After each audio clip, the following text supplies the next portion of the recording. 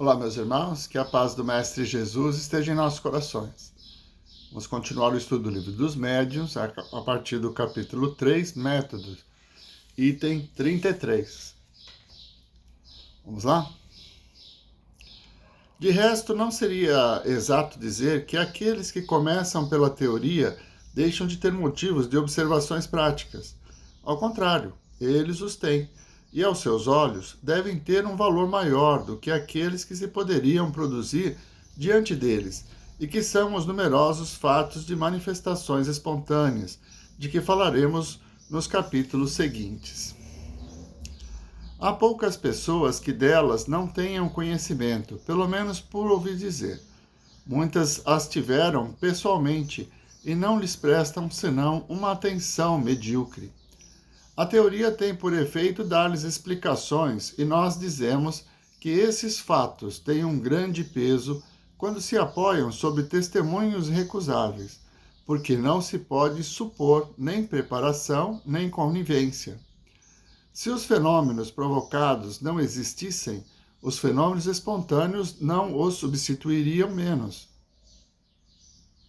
E o Espiritismo não teria por resultado senão dar-lhes uma solução racional, o que já seria muito.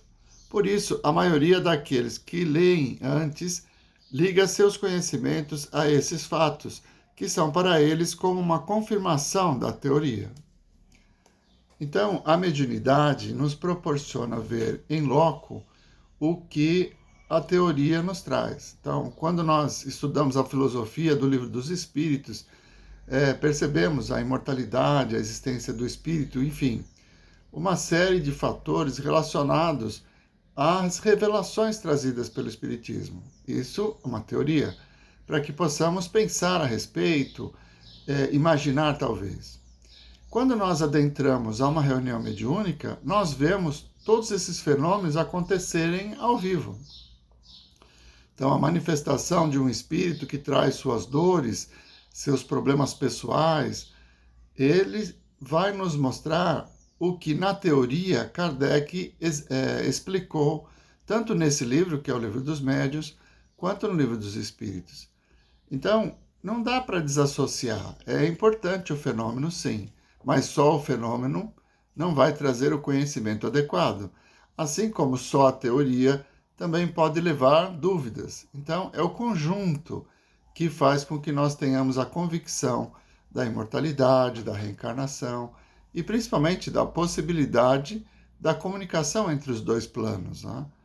Conversar com espíritos é uma forma de reafirmarmos o que está na teoria. E eles vêm nos mostrar a consequência de suas dores, a consequência do ódio, enfim. Nós, quando deixarmos o corpo, vamos continuar sendo quem somos. E vamos levar para a pátria espiritual os sentimentos e valores que nós temos hoje. E isso é uma realidade demonstrada pela teoria, pela filosofia trazida pela obra de Allan Kardec e apresentada através da reunião mediúnica, que vem corroborar todas essas informações. 34. Equivocar-se-ia estranhamente sobre nossa maneira de ver, se supusesse que aconselhamos negligenciar os fatos. Foi pelos fatos que chegamos à teoria. É verdade que necessitamos para isso de um trabalho assíduo e de vários anos e milhares de observações. Mas, uma vez que os fatos nos serviram e nos servem todos os dias, seríamos inconsequentes conosco mesmo em contestar-lhes a importância, sobretudo quando fazemos um livro destinado a fazer conhecê-los. Dizemos apenas que, sem o raciocínio, não bastam para determinar a convicção, que uma explicação preliminar, afastando as prevenções e mostrando que não contrariam a razão, dispõe a aceitá-los. Isto é tão verdadeiro que sobre 10 pessoas completamente iniciantes que assistissem a uma sessão de experimentação, fosse ela a mais satisfatória no ponto de vista dos adeptos, haveriam 9 que sairiam sem estarem convencidas. e algumas mais incrédulas do que antes, porque as experiências não responderam às suas expectativas. Ocorreria de outra forma com aquelas que pudessem compreendê-las por um conhecimento teórico antecipado. Para elas, é um meio de controle, mas nada as surpreende, mesmo o insucesso, porque sabem em que condições os fatos se produzem, e que não se pode pedir-lhes o que não podem dar. A inteligência prévia dos fatos as coloca, pois, em condições de não só compreenderem todas as anomalias, mas também de perceberem uma multidão de detalhes, de nuances frequentemente muito delicadas, que são para elas meio de convicção e que escapam ao observador ignorante.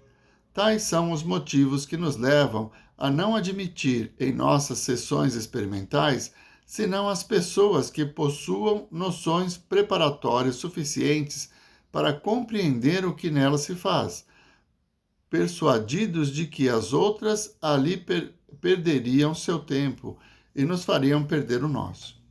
Ele está justamente explicando aquilo que eu acabei de comentar.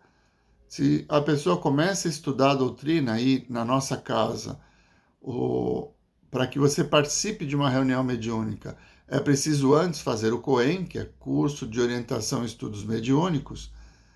Você vai, nesses 2 anos, adquirir conhecimentos e no final do curso tem a possibilidade do estágio. O que é isso? Frequentar uma reunião, assistir uma reunião.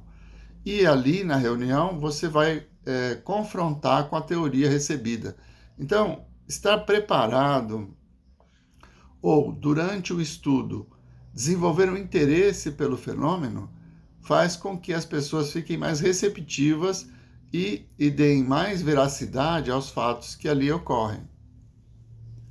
35. Há aqueles que quiserem adquirir esses conhecimentos preliminares pela leitura de nossas obras, eis a ordem que lhes aconselharíamos. Então, como nós devemos adentrar o estudo da doutrina espírita? Vamos ver se a gente está mais ou menos coerente. Primeiro, o que é o Espiritismo? Esta brochura de apenas uma centena de páginas é uma exposição sumária dos princípios da doutrina espírita, um esboço geral que permite abarcar o conjunto sob um quadro restrito. Em poucas palavras, vê-se o objetivo e pode-se julgar sua importância. Por outro lado, nele se encontra a resposta às principais questões ou objeções que estão naturalmente dispostas a fazerem as pessoas novatas. Esta primeira leitura, que não requer senão um pouco de tempo, é uma introdução que facilita um estudo mais aprofundado. Então, o que é o Espiritismo é um livro bem pequenininho, do Allan Kardec também, e ele traz uma introdução sobre a doutrina, né? Algumas questões. Nas bibliotecas das casas espíritas, com certeza você vai encontrar. Segundo, o Livro dos Espíritos. Contém a doutrina completa, ditada pelos próprios espíritos, com toda a sua filosofia e todas as suas consequências morais. É a revelação da destinação do homem, a iniciação à natureza dos espíritos e aos mistérios da vida de além-túmulo. Lendo, compreende-se que o espiritismo tem um objetivo sério e não é um passatempo frívolo. O Livro dos Espíritos é um livro filosófico que nos leva a refletir sobre algumas verdades, principalmente a religiosidade, né? A crença em Deus, a presença do Evangelho e as vantagens que nós adquirimos na prática do Evangelho, porque demonstrando de uma forma de perguntas e respostas, Kardec vai nos conduzindo a refletir sobre nós mesmos, sobre as nossas atitudes, o nosso futuro. Está tudo ali. Terceiro, o Livro dos Médiuns. Destina-se a guiar na prática das manifestações, pelo conhecimento dos meios mais próprios para comunicar-se com os espíritos. É um guia, seja para os médiuns, seja para os evocadores, e o complemento de O Livro dos Espíritos. Então, o Livro dos Médiuns, que é esse que nós estamos estudando, ele tem por finalidade mostrar o lado metódico, científico. Quem são os espíritos? Quais as suas classificações? Qual a melhor forma de se reunir para estar em contato com o plano espiritual? Quais os cuidados e os perigos que essas atitudes ou essas atividades podem nos trazer? Então, aqui é um livro científico. Pelo método da observação, Kardec foi descrevendo como pode e deve ser o contato com o plano espiritual.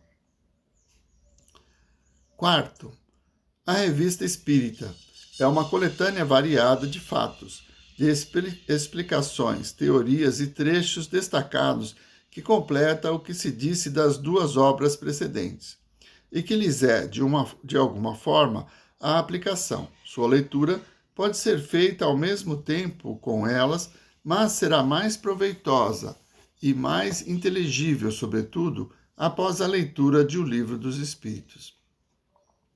A Revista Espírita foi uma publicação da época do Kardec que trazia artigos, defesas e críticas, né, sobre a revelação, que era muito nova. Né?